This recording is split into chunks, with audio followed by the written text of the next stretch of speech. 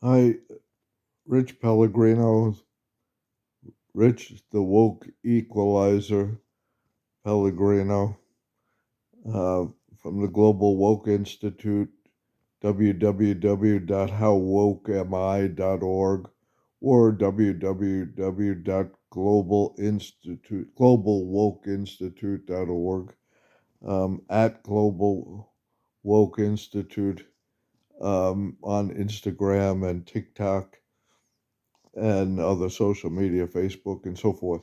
So you can see these videos, more information about what I'm talking about today.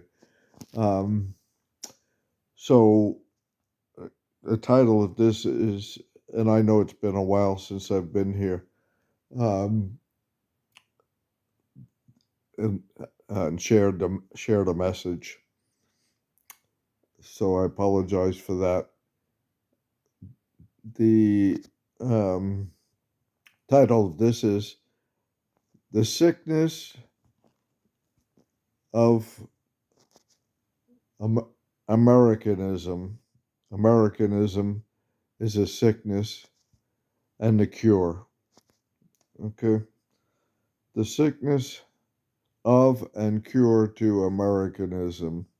Okay. If you look up Americanism in the dictionary, it's there. It's mostly a lie. Okay. The lie of Americanism.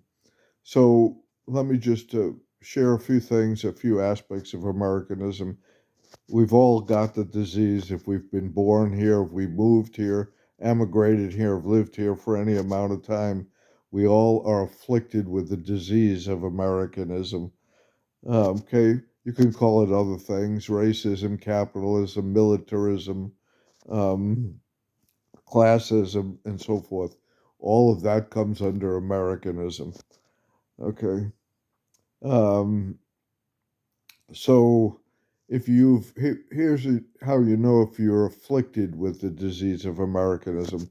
If you think your race, religion, culture, gender, sexual orientation, country is better than others right away, that superiority complex is Americanism. If you think this system of capitalism is better, is normal, then you're afflicted with Americanism.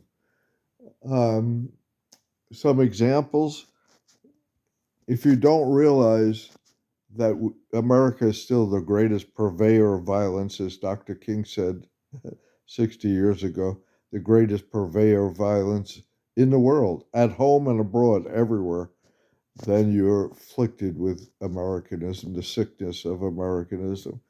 Okay, right now we're killing um, bombing boats in the Caribbean with no proof that they are narco terrorists or whatever you want to call it, drug traffickers. It's a joke too that this war on narco terrorism and drug trafficking. We've had the war on drugs for ever since I can remember, the 70s or whatever, and it's never worked because it's really a war on. It's an excuse to have a war on the poor, on individual groups, people of color, neighborhoods, cities. Now we see National Guard and military deployed to cities because of so-called violence and drug trafficking, and uh, and we've declared or or we have a war on Mexico, Colombia, Venezuela, and all of these countries, undeclared war, illegal wars, and all under the guise of the war on drugs. So we're just bombing indiscriminately people in the Caribbean right now. We have our largest aircraft carrier there. So, essentially we're at war. We're saber rattling war with Venezuela. Why? They have oil, and why? Because they dare to have socialist uh, policies, some socialist policies. Okay, and of course, their neighboring country, Guyana, has it's now a big, a large oil reserves have been discovered there. So anyway, while we're sitting back here fighting over this or that, and distracted by Hollywood sports, all of the distractions here, social media. You know, we've sent basically we're terrorists. We're terrorizing the rest of the world, uh, especially in this hemisphere. Okay, that we haven't stopped any war. Don't believe we've stopped any war in Israel. They're still killing Palestinians daily. Um, they're just doing it a little bit more subtly, if you could say murder and genocide is subtle. We've cut off aid in terms of we've cut off allowing refugees here. Imagine we've stopped children who need medical help from Gaza from coming here. This administration from coming here and getting the medical help and who need limbs amputated and so forth. So, and wars are raging everywhere. We're saber rattling in Asia and so forth. So, uh, uh, uh, we have over 800 military bases polluting the world, both material, physically with pollution and spiritually. Okay, by trying to exercise dominance and dominion over other countries, trying to force them to dance to our tune, the greatest purveyor of violence. Now look at back home. Okay, in this area and around the country, actually, we just had a cold front. And we've got people outside, people who are unhoused, homeless, all over this country, right here in Georgia, you name it, everywhere. Okay? And we're trying to figure ways to criminalize them, to stop the homeless camps. Um, I don't know where they'll go. Um, we've tried to stop evictions that are going on daily because of the cost of housing, and um, and everybody's crying, "Oh, the landlords will be hurt," right? The people who are renting to people if we stop evictions. Okay, the people who are the landlords, and I've been one. We're still comfortable. We have a place to lay our head. So yeah, we may have a temporary setback. Um, if people aren't paying their rent. Uh, you know, we've always put profit and property over people, and that's why Dr. King said we need a revolution of values, okay? A radical revolution of values where we place people in front of profit and property, okay? It's barbaric. If you accept as normal, letting the sheriff go and haul people's stuff out on the curb. Oh, well, they didn't pay their bills. Really? Okay. Yeah, maybe because they were making unlivable wages, no matter where they worked. Even school teachers here are sleeping in their cars. Okay. So we're a barbaric society. If you don't see this as barbarism, you are afflicted with Americanism, the disease of Americanism. Capitalism is barbaric. There's always 100 losers for every winner. Okay, that's the system. So other more civilized societies have figured out how for the village to take care of its people. Yep, more civilized societies. They're here. In the world. And guess what values they're based on?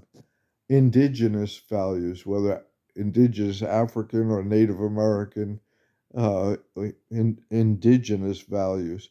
That's the radical revolution of values that Dr. King spoke about. Okay. Now, sometimes colonizers learn from the people that they're colonizing, even though they don't admit it. Where did we learn about democracy in the U.S.? We learned from the Iroquois Six Nations who had a democracy, and Europeans and others learned from the Ashanti in Africa. We didn't learn it from the Greeks. We learned it from the people we colonized and then took it back home. Okay, and there's documented proof of this. Now Europe has learned, many of the European countries, from its interaction and colonizing of Africa and watching how they take care, how the village raises the children, how you know, no one in the village goes without. They've instituted that. They call it what you want, democratic socialism combined with compassionate capitalism. But in Europe, there's affordable housing, living wages, free health care, free university, way less of social ills, way more of a social safety net than we have. Okay, where they learn it from indigenous African values. Where do we need to learn our values to cure the Americanism, the sickness, the radical sickness? We have a cancer. Americanism is a cancer. Everywhere it goes, it afflicts people from within and takes over our minds, bodies, and spirit. So we need to learn indigenous values. And we, we're teaching indigenous values through some of our cures for Americanism. So, what is the cure for Americanism? Americanism, first of all, pray, meditate, take care of yourself, heal yourself, realize you have this affliction, and abandon it.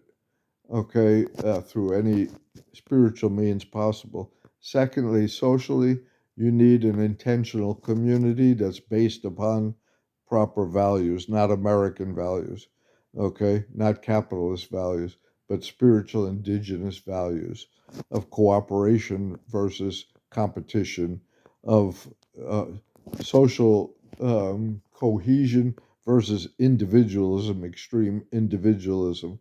Okay, so cooperation, and there's many of the other values, which I'll be happy to send anybody a values chart. We have a great values chart given by our indigenous brother Roberto, um, who Roberto Mendoza.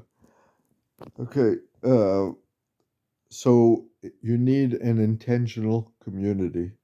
Okay, whether it's your family, if you don't have that family, intentional community working against American, the cancer of Americanism and for spiritual indigenous values, then you need to find an intentional community in your area or virtually.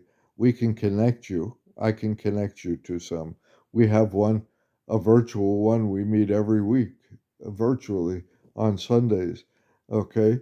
And there's many positive, intentional communities that are transforming the way that the, the American sickness, the Americanism, cancer, and young people are waking up. They realize that this is not normal, that we are accepting as normal, barbaric barbarism.